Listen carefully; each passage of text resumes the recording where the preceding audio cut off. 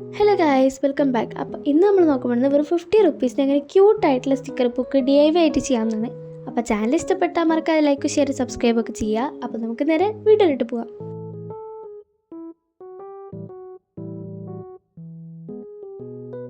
അപ്പോൾ sticker book ഉണ്ടാക്കാൻ വേണ്ടിയിട്ട് നമുക്ക് കുറച്ച് കളർ പ്രിൻ്റൊക്കെ എടുക്കണം. ഇവിടെ ഏകദേശം ഒരു 10 രൂപേൻ്റെ അടുത്താണ് നമുക്കൊരു 4 കളർ പ്രിൻറ്റിന് വരുന്നത്. അപ്പോൾ ഇതൊക്കെ ഞാൻ പിൻട്രസ്റ്റിൽ നിന്ന് ഡൗൺലോഡ് ചെയ്ത പിക്ചേഴ്സാണ്.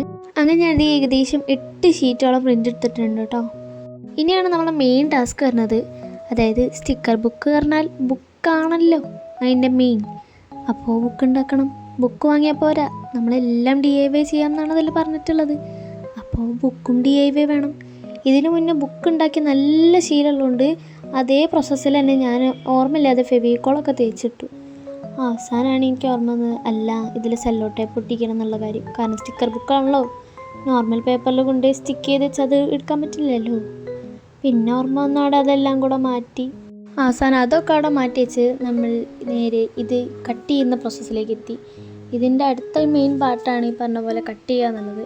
പ്രത്യേകിച്ച് ഈ ഇതുപോലുള്ള കുറച്ച് ഇൻട്രസ്റ്റിംഗ് ആയിട്ടുള്ള കുറച്ച് പിക്ചേഴ്സ്. ഇത് സത്യം പറഞ്ഞാൽ കട്ട് ചെയ്യുമ്പോൾ കിട്ടുന്ന ആ ഒരു സാറ്റിസ്ഫാക്ഷൻ അതൊന്ന് വേറെ തന്നെയാണ് കേട്ടോ.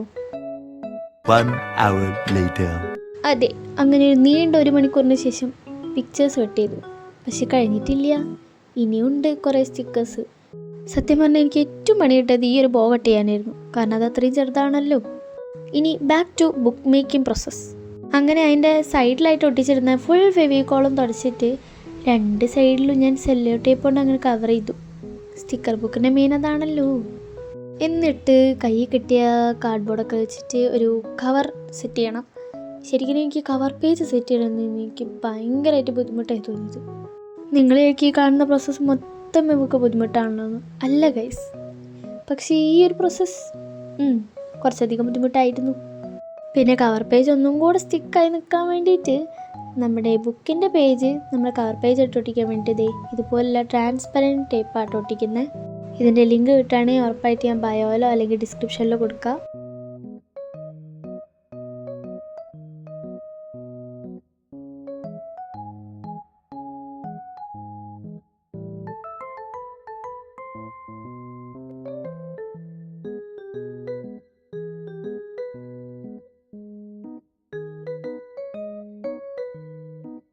അങ്ങനെ ആ പരിപാടിയൊക്കെ കഴിഞ്ഞപ്പോൾ ഞാൻ ഏറ്റവും കൂടുതൽ ഇതിൽ കാത്തിരുന്ന ഒരു പ്രോസസ്സാണ് ഈ ഒരു കവർ പേജ് ഡെക്കറേറ്റിംഗ് പ്രോസസ്സ്. സത്യം പറഞ്ഞാൽ ഞാൻ അത്ര ഹൈപ്പ് കൊടുത്തതിലൊന്നും എനിക്ക് ഡെക്കറേറ്റ് ചെയ്യാൻ പറ്റിയില്ല. കാരണം എനിക്കന്ന് പനിയായിരുന്നു. ഈ പനിയുള്ള ടൈമിലൊക്കെ എന്തെങ്കിലുമൊക്കെ ചെയ്യാമെന്ന് പറഞ്ഞാൽ എന്നെ കൊല്ലണേന് തുല്യമാണ് എനിക്ക്. പിന്നെ കട്ട് ചെയ്ത് വെച്ച സ്റ്റിക്കേഴ്സൊക്കെ ഇതുപോലെ ഒന്ന് വെച്ച് നോക്കിയിട്ട് അതൊക്കെ കറക്റ്റ് പ്ലേസിലൊക്കെ ഒട്ടിച്ചു. സത്യം പറഞ്ഞാൽ ഞാൻ ഈ പേജ് അളവെടുത്തപ്പോൾ പോലും എനിക്കറിയില്ലായിരുന്നു എല്ലാതും അതിൽ കറക്റ്റ് ഫിറ്റായിട്ട് കൊള്ളത്തില്ലാന്ന്. അവസാനം ബാക്കിയുള്ള സ്പേസിൽ ഇതുപോലെ കുറച്ച് ഗേൾസിൻ്റെ സ്റ്റിക്കേഴ്സ് ഒട്ടിച്ച് പിന്നെ എല്ലാ പേജിലും ഇതുപോലെ ഫിറ്റാവോ എന്ന് വെച്ചിട്ട് ഇങ്ങനെ വെച്ച് നോക്കായിരുന്നു പണി.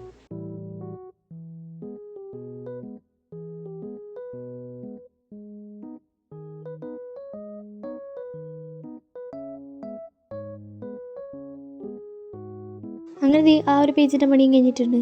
ഇനി നെക്സ്റ്റ് മെയിനായിട്ടുള്ള നമ്മുടെ സ്റ്റിക്കേഴ്സ്. അപ്പോൾ എല്ലാ പണിയും നമുക്ക് കഴിഞ്ഞിട്ടുണ്ട്. അപ്പോൾ ഇനി നമുക്ക് നേരെ അതിൻ്റെ ഫയലിലൊക്കെ ഉണ്ടല്ലോ.